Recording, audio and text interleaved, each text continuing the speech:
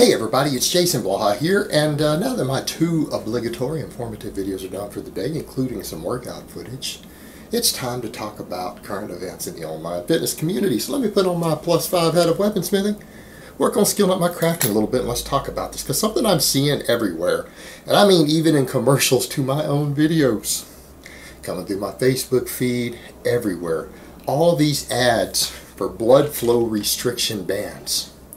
And this is one of the modern trends that's come out that you guys know I really disagree with. And I think it's absurd. And you know what? I think it's just another ploy to sell people more stuff that they don't need. They want to make fitness all about devices and making it complicated. It really isn't. And really, when you think about it, what are these blood flow restriction bands? They're like big cock rings for your arms and legs. That's what they are. They work on the same principle that a cock ring does. Back, I imagine Strap-On Destiny might start using these soon, right? That would really kind of go with, the direction he likes to take stuff. Then people could buy more bands and devices and stuff. Hell, maybe he'll start selling them. Maybe he'll team up with Lane Nordstrom, and they'll start selling strap-on cock rings for your arms and legs. Make your arms and legs hard and vascular like a cock. But no, the joking aside, I really have a problem with this trend. First of all, there's the intrinsic risk involved, and there is a risk. People say, well, it's not that much risk, but you know what, guys? There's enough risk already involved with weight training. There's enough risk involved with this stuff, or stuff we're trying to do for health, fitness, and to improve ourselves. We don't need to add an added risk of things like blood clots, blood restrictions, things like that. We don't need to add these risks to our training. And I know there's some experts who say, yeah, well, it looks promising, it looks promising. But you know what? Since when has gaining muscle, and that's what it's being used for, it's being used for hypertrophy purposes. It's certainly not being used to increase neuromuscular efficiency. The idea is purely to increase hypertrophy through changing the metabolites and the amount of oxygen and other things your muscles get while they're training. So in theory, possibly causing further tissue disruption, metabolic damage, and things to the actual muscle tissue so that it responds by growing more. The problem is that, like with anything else, there is a finite amount of muscle growth you can stimulate. There's a finite amount of muscle growth that you can gain in a muscle without drugs. All right, there's a limit. You can't just do endless amounts of stimulation of any type and expect additional growth. There's a very limited amount, and it dramatically tapers off even when you start doubling and tripling workload. You get actually small increases in the amount of growth you can even stimulate. The body has limits to these things. And this is just another trendy thing that people are using to try to get there. And the reality is, we know how hypertrophy is stimulated. It's been studied for a very long time. There's a lot of really good data. There's no need for us to add this sort of complexity in devices. Alright, there's no need for that. Sorry about that, guys. Knock that down. But there's no need for this sort of complexity to it, and added risk and buying more devices that you don't need. Alright, and it looks ridiculous. Looks absolutely ridiculous. People in the gym wrapping tourniquets around themselves. It's as bad as the Bane mask that people wear. They do it because they want to look hardcore. It looks new. It looks trendy. But the reality is, we know that the Bane mask, every expert out there in endurance training says that they actually will hurt your performance in the long term. All right, well, here's the thing I would ask with these bands. The whole concept behind the bands is a short-term change in anabolic metabolites. That's what they're looking at. We don't have a single long-term study showing that these things cause long-term hypertrophy. Okay, I want people to think about that. People are jumping all over it based upon a couple of studies in which very light weights were used and large amounts of metabolites were produced using very light weight. Well, didn't we have studies just before they did all that coming out the years before that where they were studying using 20% of your max for high reps and high sets, like doing 4 sets to failure of like 25 reps, 30 reps with 20% of your max, and they found it produced just as many anabolic metabolites as doing, the 8 to 12 rep range that most people call the hypertrophy range, and they concluded that it very well might have the same hypertrophy inducing situation. Well, if those same metabolites were elevated just from doing really high reps with light weight, how do we know that doesn't just happen without the bands also? Because that's what we saw in the studies before they were studying bands. Are we really seeing a difference comparing the bands to no bands? Meaning, They're only comparing different variables. What if we only change? There's no studies done to date that I'm aware of where the only variable they've changed is putting the bands on. And having someone go to failure with the same weight they're using the bands on versus going to failure with the bands and seeing which one produces more metabolites.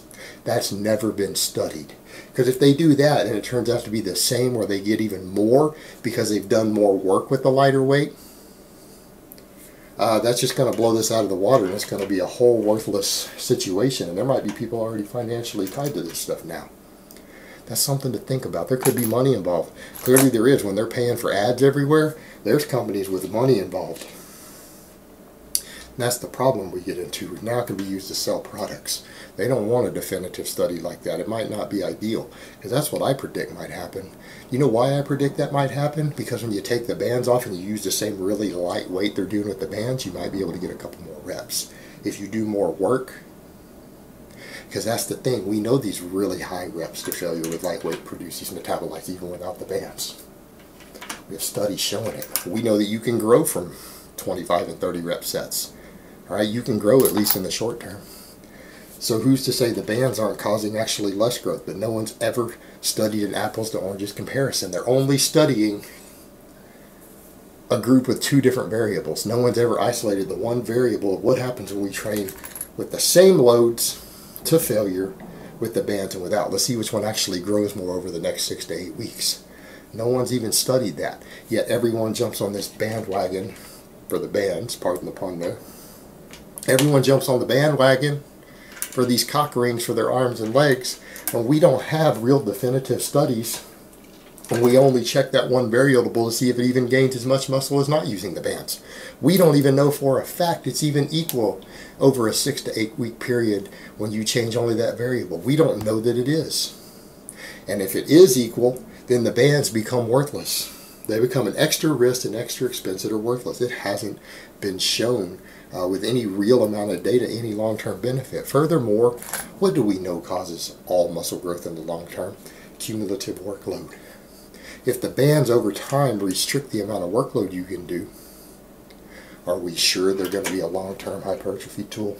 Are we really sure of that? And that's the problem. Everyone has jumped on top of this, and it's now got big names behind it. They've been marketed. Multiple companies sell these things. YouTubers promote it. I mean everyone from Lane Nordstrom to Alberto Nunez. All these people are out there have been promoting this stuff for years now. We don't have actual real evidence that it's even as effective as conventional training. We don't have enough evidence to actually say that done over the course of months or a year that it will produce as much muscle growth as conventional training does. But we know what it doesn't do. It doesn't increase neuromuscular efficiency. It doesn't improve your work capacity through your whole body. I mean, does anyone really think that even these bands, you're doing a bunch of really light curls or leg extensions with these bands, is ever going to equal the size you're going to get from a squat or a leg press or a weighted chin up or a closed grip bench press? Does anyone really think that? You really sure about that? Or is this just another way for people to be hardcore and masochistic and show how much they sacrifice? How much they sacrifice to win? Because that's this whole culture seems to have this mindset of masochism and inflicting self-harm and self-punishment in order to improve themselves. That's what's required to get better. You have to harm yourself. You have to experience pain and hardship and starvation diets. And beating your body up and suffering. Oh, I gotta have soreness, I gotta have DOM, so I'm gonna do these slow negatives that don't cause any more muscle growth, by the way, but they make you sore, so I'm gonna do all these forced negatives just so I can get sore, so I can suffer. No pain, no gain. It fits perfectly into the marketing scheme that's in the mindset of so many people involved in this community, that they have to suffer to improve. It's like this martyr complex people have. The reality is you don't have to suffer. Yeah, you got to put in some hard work. You've got to put in some hard work and consistent work, but you know what? That's all it is, a little bit of hard work. Doesn't even have to be a lot of hard work. A little bit of hard work done consistently over time and increasing your workload. That's what gets you the results. How about you just consistently follow a good diet for years? Follow a balanced diet, get enough protein, get enough carbs, get enough vitamins and minerals in your diet. You need to lose weight, eat a little less, do a little more cardio. You want to gain weight, eat a little more food. Up your carbs so you can perform better and recover faster. Alright, what happened to all of this? That's all it really takes for most people. But no, they want gimmicks and devices. People want to be sold garbage. That's what they want. They want to be sold garbage to be so that they can look special, they can look hardcore, and they can show how much they sacrifice. But at the end of the day, it's all bullshit. It's all bullshit. None of that has anything to do with fitness. Fitness isn't about products. Fitness is about living a healthy lifestyle. That's it. It's about a lifestyle. It's not about buying shit. Buying shit that you don't need, that probably isn't going to help you with your progress at all, and in some cases it hurts your progress. This community sure loves that, don't they? This is just another example. Alright guys, but that's really all I have to say on that today. I hope it's been informative, and I will talk to you guys. Do cock rings help cock push-ups? I don't know, baby, they might. I don't know. Do cock rings help cock push-ups? Maybe Google knows. Maybe you guys could do that to get some dick hypertrophy the same way these bands work. Alright guys, but I will talk to you guys next time.